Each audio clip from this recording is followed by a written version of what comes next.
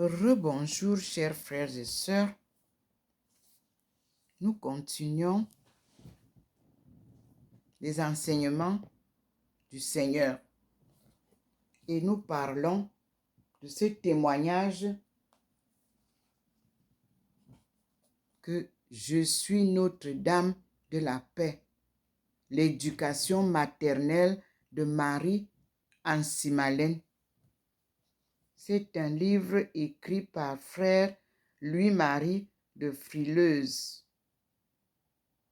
Frère Jean, c'est la communauté de Saint-Jean. Tome 1.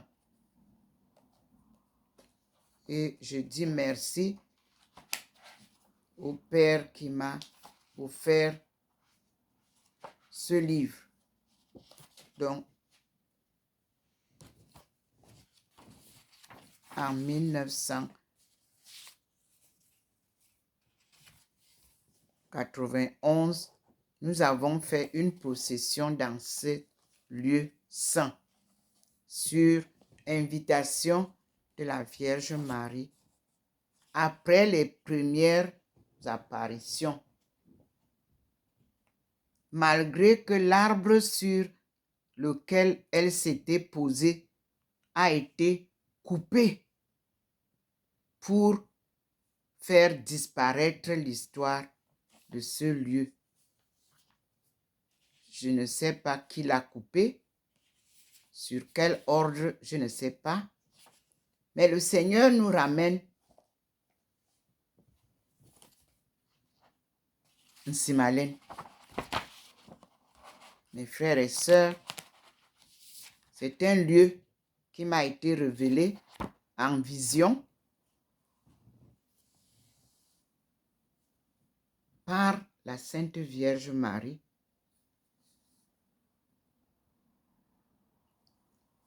En 1990, en décembre, alors que Monseigneur,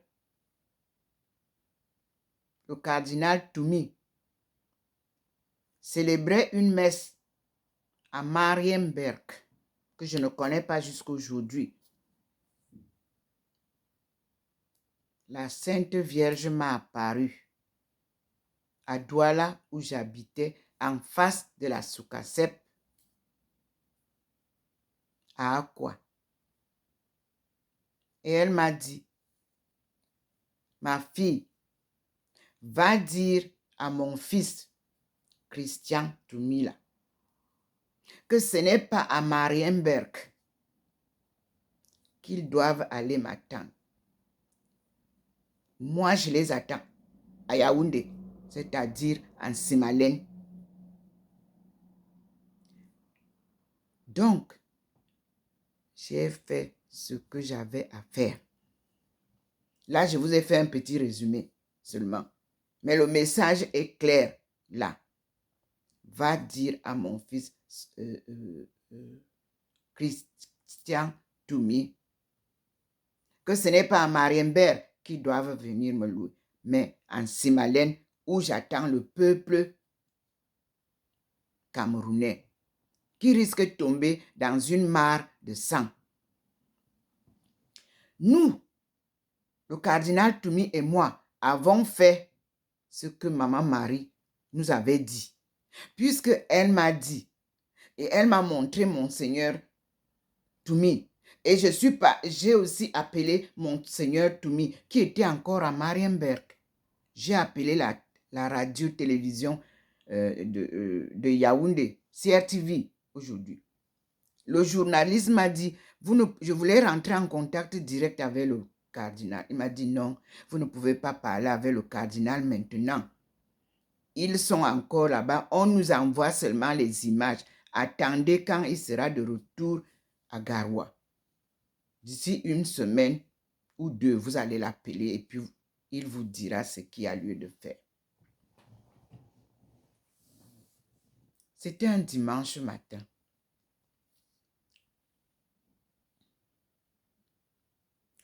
Puis j'ai attendu que Monseigneur retourne à Garoua. Puis je l'ai appelé. Un soir, j'étais avec les petits groupes de prière que je faisais souvent à la maison. Parfois, les amis venaient comme ça. Maman Thérèse, on va prier avec toi. Je me regroupe avec eux et mes enfants et on prie.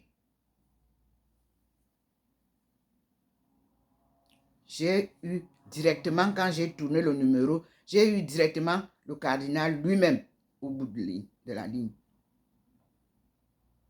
Et je lui ai porté le message. Il m'a dit, mets-toi à genoux, ma fille. À l'heure où tu me parles, j'ai la sensation de chair de poule. Tu dois être une personne bénie.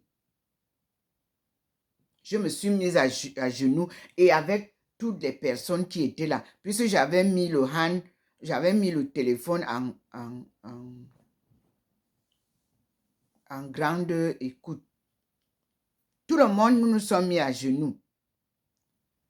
Nous avons prié, mon Seigneur a fait le Notre Père là, et le Je vous salue Marie, les deux prières. Nous avons prié ensemble. Il m'a béni avec tout ce qui était là. Il m'a béni. Il m'a demandé de prier pour lui aussi. Je lui ai dit que je ne manquerai jamais de prier pour lui.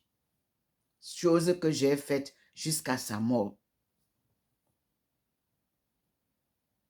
Il m'a donc dit de chercher Yassine Fouda, un garçon qui fait les marches à Yaoundé. Qu'il m'aide à organiser la procession si Monseigneur Jean Zoua nous donne l'autorisation. Je ne connaissais pas Yassine Fouda. Je ne l'avais jamais vu. Alors,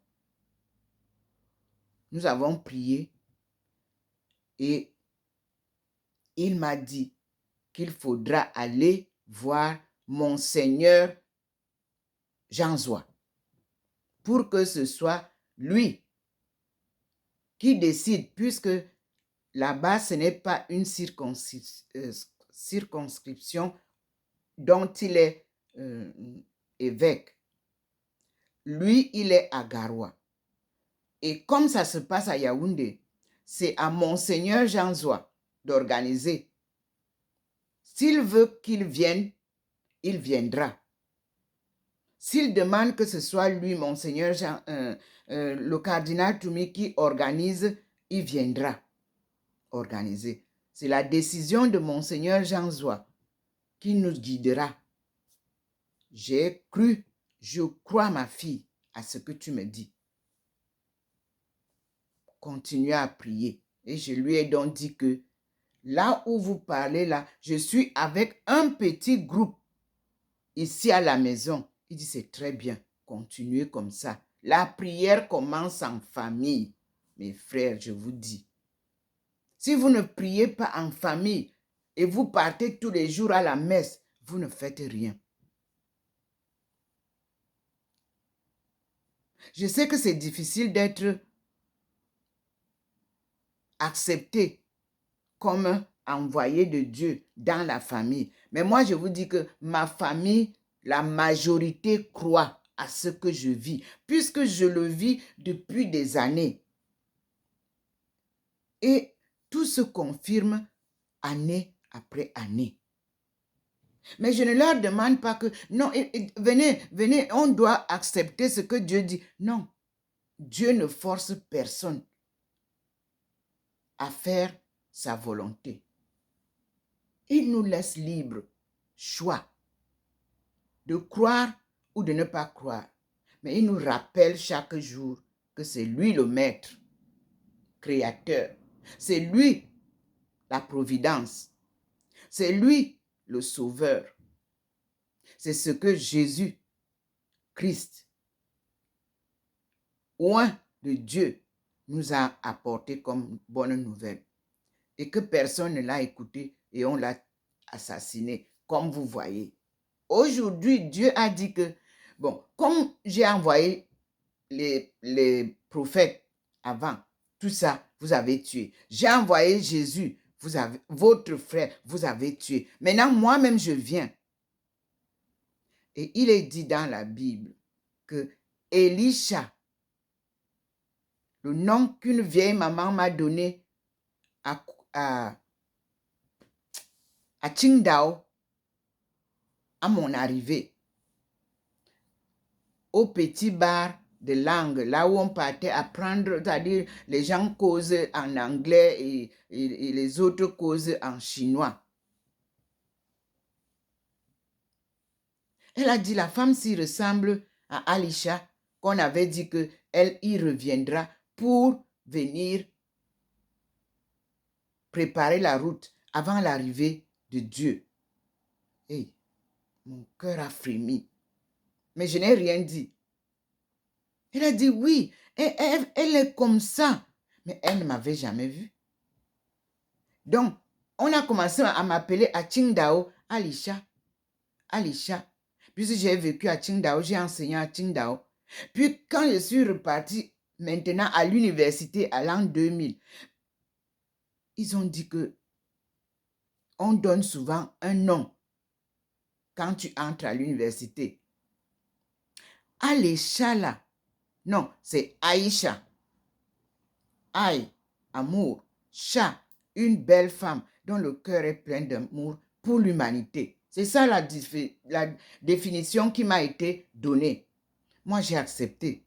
Donc, de Alisha, je suis devenue Aïcha. C'est des précisions qui méritent leur place dans ce que nous allons commencer avec l'étude de l'éducation maternelle de Marie en Simalène. Nous allons ouvrir le livre ensemble. Je viens de vous dire que nous avons finalement fait une très belle procession sur la demande de Monseigneur le cardinal Toumi et les instructions de Monseigneur Jean Zoua qui m'a accueilli dès que je suis partie. Mais avant ça, j'ai eu, après avoir prié avec le cardinal Toumi, nous avons posé le téléphone et nous étions contents, tout le petit groupe, très contents. Puis, subitement, la télévision annonçait les news qui sont souvent à 7h30 le soir. Nous avons dit, faisons une pause, on écoute d'abord les news. Premier message, Yassen Fouda et son groupe charismatique viendront à Douala au collège Saint-Michel faire une conférence sur les apparitions de Simalène. Nous tous, on a crié tellement de joie. À partir de 17h, ils ont dit, oh, tout le monde dit, maman, tu vas aller. Je dis, oui, je suis là-bas demain soir. Dieu a fait un miracle. Je ne connaissais pas Yassen, je vais le connaître. Bref, j'ai vu Yassen et je lui ai dit le message. Oh, Yassen dit, dans ce cas, maman, on doit annoncer ça. J'ai dit, non, je ne fonctionne pas comme ça, Yassen. Attends, quand Dieu me parle, j'ai le temps de discernement. Nous, on va venir annoncer maintenant ici. On sait que c'est comment. Il dit que non, maman, il faut annoncer. J'ai dit, ok, mais moi, je ne peux pas parler. Si toi, tu vas annoncer, tu annonces. Mais avec beaucoup de réserve. Il ne faut pas... je ne t'ai pas tout dit. Ok. À table de conférence, je me suis vue invitée par Yassen Fouda pour m'asseoir entre lui et Madame Foni Françoise, qui participait à cette conférence, paix à son âme. Elle était une femme de foi. Nous nous sommes assis. Il a commencé. Il dit que avant de commencer, je voudrais d'abord vous annoncer une bonne nouvelle. Et je me suis pincée. Bon, je suis restée tranquille. Il dit que nous avons reçu un message par notre sœur que nous découvrons ici à Douala, qui est à côté de moi. Maman Marie lui a apparu. Et il nous est demandé de faire une procession Yaoundé-Nsimalen. Me voici qui vient parler de Nsimalen. Seigneur, merci. Soyez toujours prudents. C'est un conseil.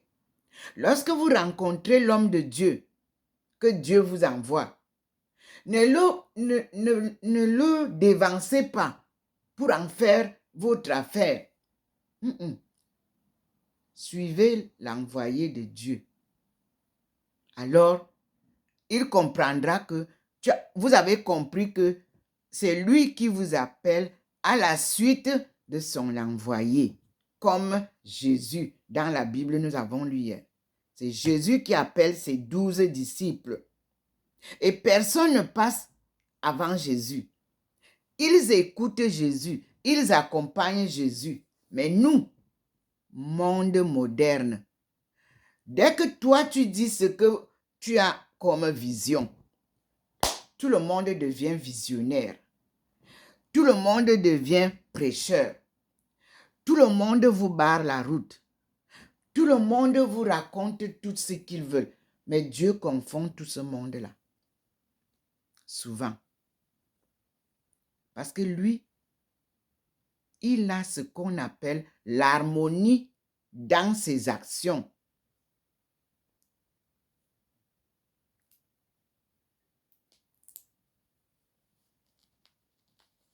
Il a ce qu'on appelle la vérité dans ses actions. Parce que quand vous voulez courir pour devenir ceci, cela, pour raconter n'importe quoi, il vous confond. Suivez les appelés de Dieu, les vrais. Ne suivez pas les appelés de Dieu d'argent.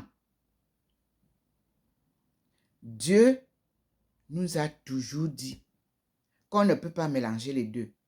Servir Dieu et servir l'argent, que vous avez badigeonné en français, servir mammon. Mammon, c'est l'argent. Mammon, c'est les biens matériels. Mammon, c'est les richesses de la terre. Donc, je vais vous rappeler que je ne me suis jamais faite grande. J'essaie d'être toujours petite parce que Dieu est le Dieu des pauvres. Dieu est le Dieu des petits. Dieu n'est pas avec les riches.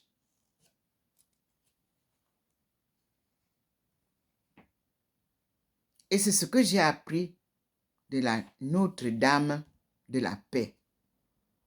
C'est ce que j'ai appris de ma mère et mon père. Eux qui avaient pourtant ces honneurs de chefferie, de patriarche et matriarche, gardaient dans l'harmonie avec Dieu les émotions de grandeur. Ils communiquaient ce que Dieu leur disait de dire. Et ils nous enseignaient ce qu'ils pouvaient nous enseigner. Parce que tous les enfants n'acceptent pas ces enseignements. Ce n'est pas facile de former ces enfants au rythme de la volonté de Dieu. Il ne faut pas se leurrer. Mais Dieu reste le maître de la danse. Et progressivement, il vous partage son enseignement et vous aide à conduire votre famille selon sa volonté. Nous voici donc à la page première du livre écrit le 25 mars 2011 à Saint-Gaudard par frère Louis-Marie.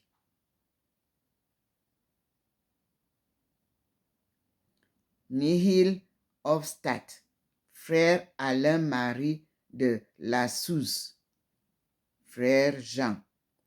Rimon, ça a été écrit à Rimon, le 11 novembre 2011.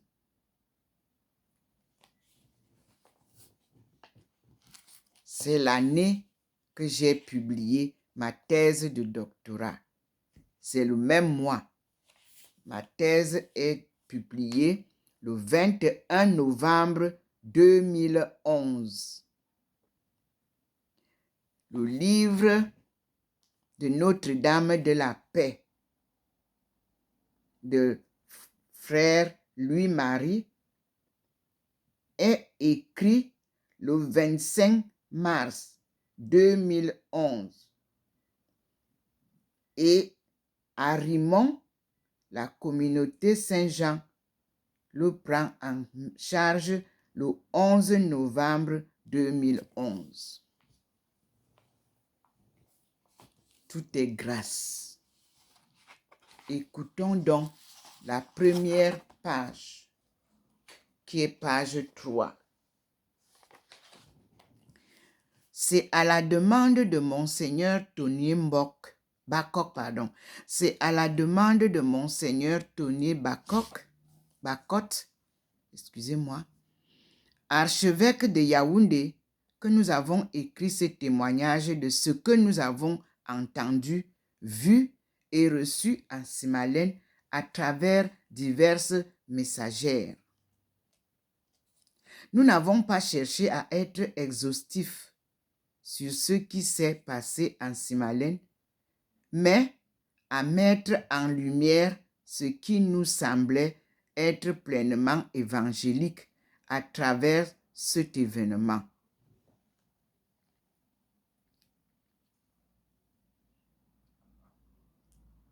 Nous-mêmes avons eu beaucoup de joie d'y rencontrer la figure de Marie et son éducation maternelle pour nous, sous un mode assez simple et connaturel à l'Église qui est en Afrique. Ce fut un nouvel appel à vivre de la ferveur de l'Évangile. Celui qui entrera dans cette pédagogie de l'amour et qui s'y tiendra sera traversé par le feu. Il aura la joie d'avoir le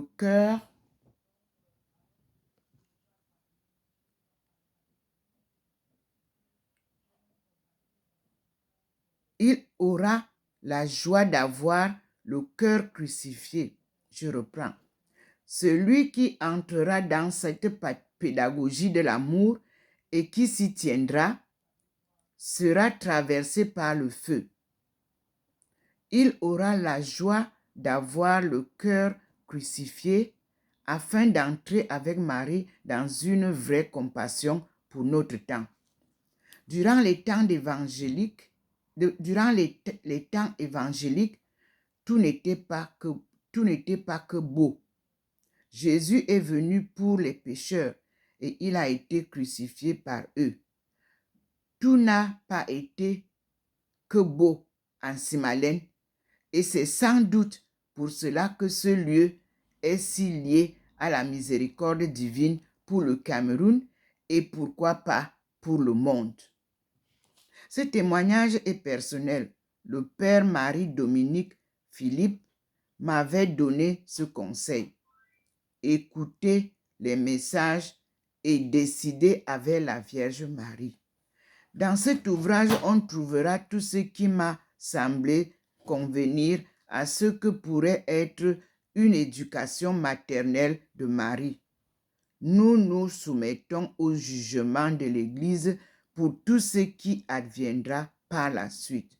Signé frère Louis-Marie à Saint-Jodard, le 25 mars 2011. Puis, Nihil Obstat, frère Alain-Marie de La Sousse, frère Jean, à Rimont, le 11 novembre 2011. Ça, c'est la page première. Puis nous allons lire la préface qui dit que cette préface, cet ouvrage qui porte en sous-titre « L'éducation maternelle de Marie à travers les messages de Nsimalen » se veut une thématisation des événements spirituels qui surviennent en Nsimalen depuis que l'on y prie Marie comme Notre-Dame de la paix, entre guillemets. Il va de soi que nous sommes encore loin d'une reconnaissance officielle de ce qui est advenu ici. Mais le temps presse et les pèlerins affluent de partout et même parfois de l'étranger. Pour passer au plus pressé, j'ai autorisé que les gens prient aussi en Nsimalen, en ce lieu abusivement dénoncé sanctuaire marial. Il y a une annotation.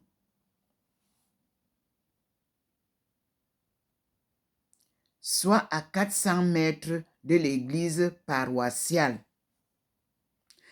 L'objectif poursuivi, en attendant que Rome réagisse, est que nous puissions fournir un dossier suffisamment étoffé sur la question.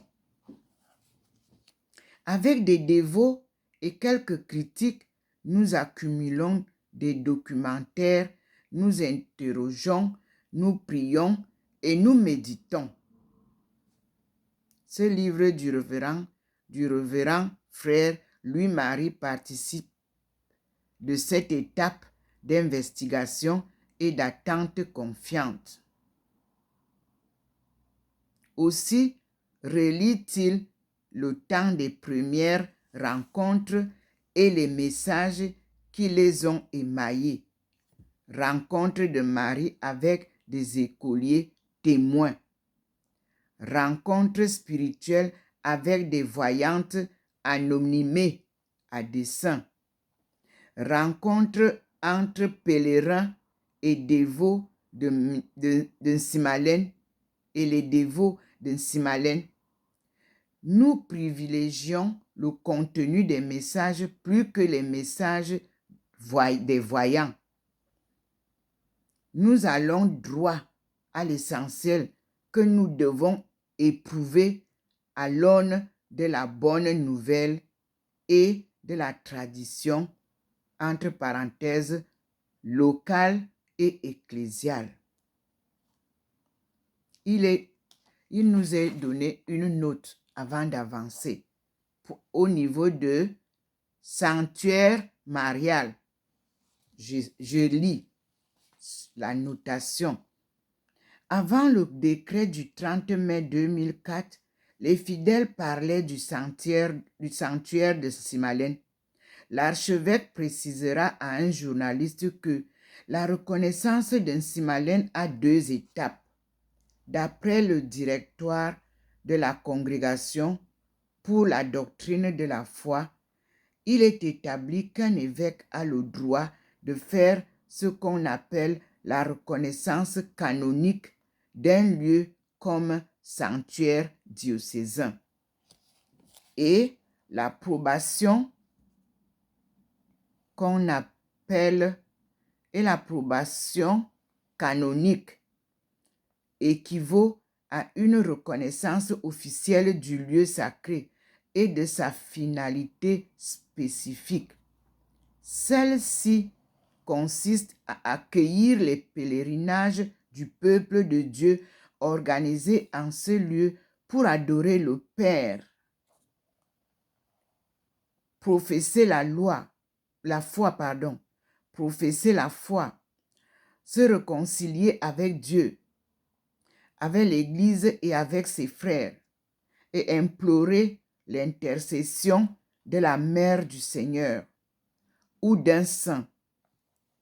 Pour moi, la reconnaissance canonique peut intervenir à tout moment, puisque cela relève de la compétence d'un évêque. En revanche, malgré les témoignages positifs tendant à confirmer qu'en ces lieux, il y a eu des apparitions de la Vierge Marie, l'Église reste prudente. C'est pourquoi j'ai déclaré le 13 mai dernier que nous sommes en train de constituer un dossier important que nous allons soumettre à l'approbation de notre hiérarchie, à savoir le préfet de la congrégation pour la doctrine de la foi. Après avoir apprécié ce qui s'est dit, ce qui se dit et se fait, qu'il nous aide à tirer une conclusion afin d'aider les nombreux fidèles et pasteurs qui se ruent en Simalène. L'Église étant prudente, la reconnaissance des apparitions peut prendre 25 ans, 30 ans, voire plus. Il y a des centaines de lieux qui ont été déclarés lieux d'apparition de la Vierge Marie. Mais l'Église n'en a reconnu que 2, Fatima et Lourdes. Toutefois, ceci n'enlève rien à la dévotion des chrétiens et aux bénéfices qu'ils peuvent en tirer à travers une spiritualité assidue. D'ailleurs, je continue à les encourager d'aller prier en ce lieu où nous nous apprêtons à construire une église, un chemin de croix, des résidences, une salle de conférence. Extrait de l'église, entre guillemets, l'église reste prudente à propos de Simalène. Interview du 25 mai 2011 de Jocelyne Ndouyou Mouliom.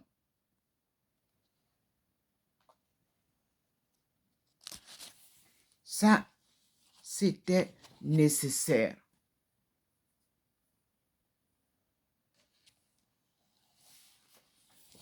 Nous continuons l'écriture de l'archevêque à la page 6. C'est la suite. Notre-Dame de la paix. Dans le même esprit de dépouillement et de détachement, nous dénommons toutes les aventures spirituelles survenues en Simalène par le nom de phénomène de Simalène, du grec phéonomia et phéonestéa. Apparaître notre phénomène nous oblige à nous en tenir encore aux apparences. Il ne s'agit pas encore pour nous d'apparition. L'apparence est ce qui se laisse voir.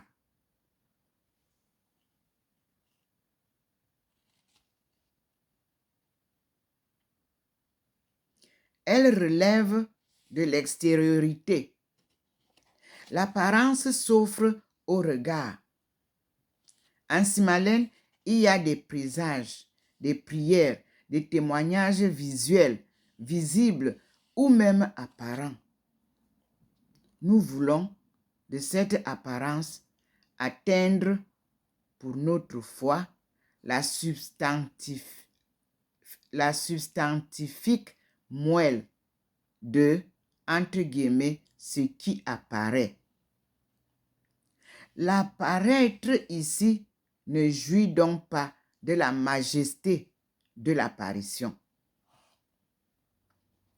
Nous en sommes à l'écorce, mais nous sommes en marche vers le cœur de l'arbre. Au stade actuel de notre enquête, Marie s'adresse aux dévots et aux voyantes comme une mère du pays bantou. Elle épouse son intonation, sa diction, son vocabulaire et sa rhétorique. Elle éduque à la foi chrétienne comme une mère. Elle insiste sur le sens de la famille, de la vie, du bien commun, sur le respect dû au Père Dieu. Elle lance un appel pour la conversion et par là, elle rejoint son fils Jésus dont le leitmotiv reste celui de Penitemini, entre guillemets. Convertissez-vous. L'apparence ou l'apparaître d'un Simalène, à notre avis, reste donc encore conforme au souci de rédemption inauguré par Jésus lui-même. Si phénomène, entre guillemets, dérive aussi de phaenestheia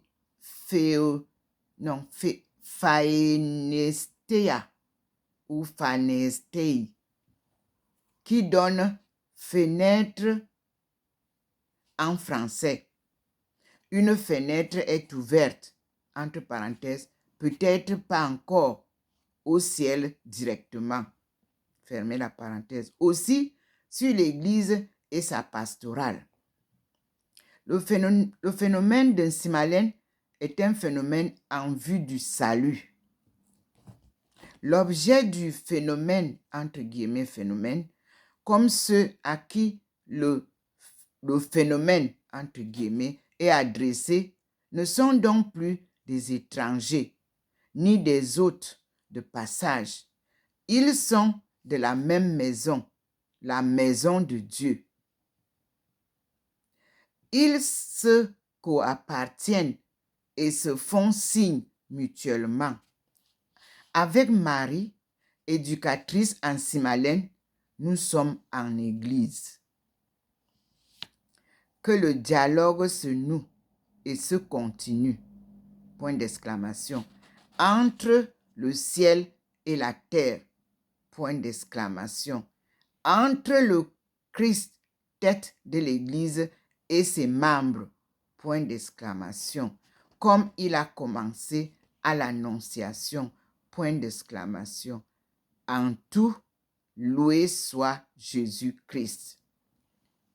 Signé Victor Tonnier Bacotte, archevêque de Yaoundé. Une date n'est pas écrite ici. Donc, il y a un petit 1 d'annotation, de notes que nous allons voir. Où est-ce que le 1 de cette page nous amène? Nous sommes sur la lecture de l'archevêque, l'ancien archevêque de Yaoundé, Victor Tonnier Bacotte. Je cherche d'abord la notation, là où il a mis le petit point.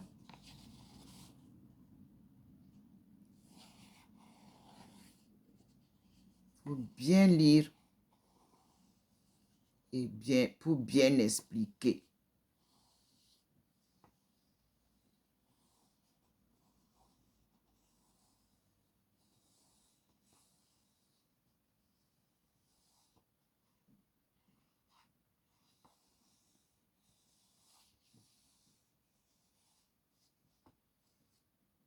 Alors, le petit point, je vois un 1 et je note, je n'ai pas vu cela référencé sur quelque part. Je tourne encore.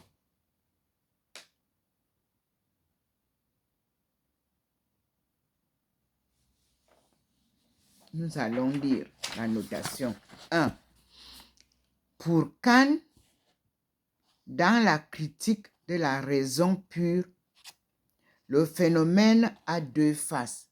Donc on nous explique que veut dire, ok, j'ai trouvé. phénomène, entre guillemets, nous oblige à nous en tenir encore aux apparences. Voilà, c'est là où il y a le petit 1. Donc, il note pour Kant, dans la critique de la raison pure, le phénomène a deux faces, entre guillemets, hein. Le phénomène a deux faces, 2 points. L'une où l'objet est considéré en soi-même, entre parenthèses, indépendamment de la manière de l'intuitionner, mais dont la nature reste pour la même problématique. Fermez la parenthèse, virgule. L'autre, où l'on a égard à la forme de l'intuition de cet objet, laquelle doit être cherchée non pas dans l'objet lui-même, mais dans le sujet auquel l'objet apparaît et qui n'en appartient pas moins. Au phénomène de cet objet. Référence PUF, P-U-F, Paris, 1944-1987, page 66. Nous sommes là en train de lire ce livre qui m'a été offert par les pères de Saint-Jean, je crois donc, les frères de Saint-Jean. Je suis Notre-Dame de la paix. L'éducation maternelle de Marie en Simalène. Écrit par frère Louis-Marie de Freuse, frère Jean, c'est-à-dire les frères de Saint-Jean. C'est le tome 1. J'espère qu'ils ont écrit un tome 2 et qu'ils m'en fourniront. Alors, nous avons avant-propos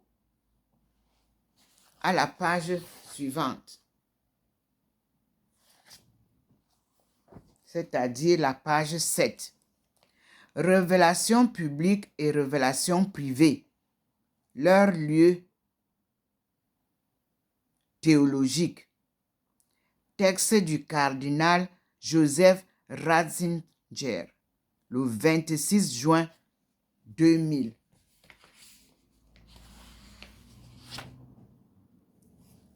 Publié le 26 juin 2000 par le cardinal Joseph Ratzinger, alors préfet de la Congrégation pour la doctrine de la foi.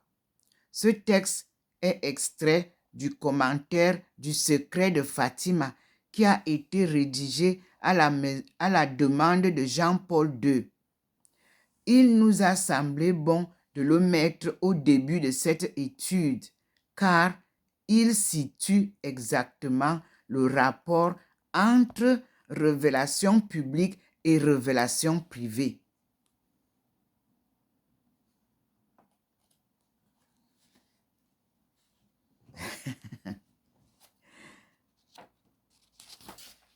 Comme l'avant-propos est très long, nous allons partager l'avant-propos dans une vidéo. Chaque séquence de ce livre doit être partagée pour que nous comprenions le phénomène, puisqu'on dit que c'est le phénomène de Simalène, où Marie nous invite, je suis Notre-Dame de la paix. Les apparitions, on les considère jusqu'ici, jusqu'à cette lecture de l'an 2000, on les considère comme des phénomènes. Mais moi, j'ai été invité par la Sainte Vierge en vision avec un message apporté à Monseigneur le cardinal Toumi qui a cru à la nouvelle et m'a envoyé chez l'archevêque Jean Zoua, prédécesseur de notre archevêque de Yaoundé, ancien Victor Tonnier Bakot. Donc, c'est lui qui a remplacé Jean Zoua avant l'actuel archevêque. Nous sommes donc là à la période de